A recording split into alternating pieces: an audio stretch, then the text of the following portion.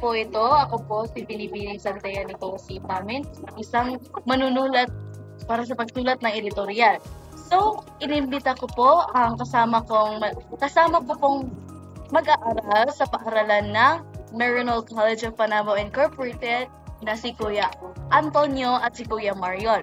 Uunahin natin si Kuya Marion. Kuya Marion, pasok. Okay, Kuya Marion. May katanungan po ako para sa iyo.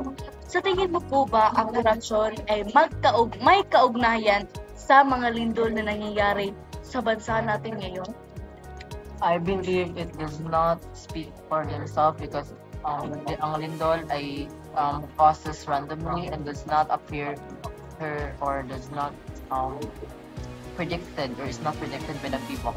So I think hindi siya konektado kay ang corruption kay is na siya sa connected siya sa lahi na aspect while earthquake also is connected to other aspects. Thank you.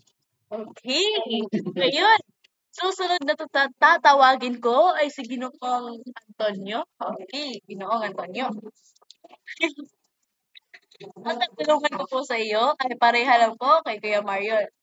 Sa tingin mo po ba ang korupsyon ay may kaugnayan sa lindol na nangyayari sa bansa natin ngayon?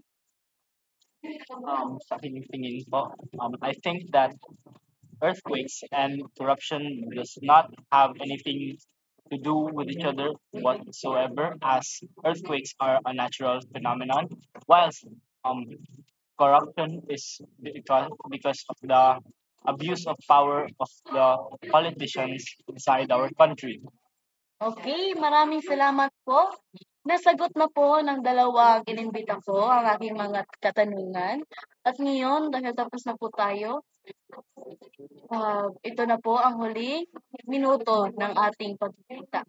So sa muli, ako po ang tagapagsulat ng editorial, Binibining Santaya Nicole Pamin, sa susunod na pagkikita.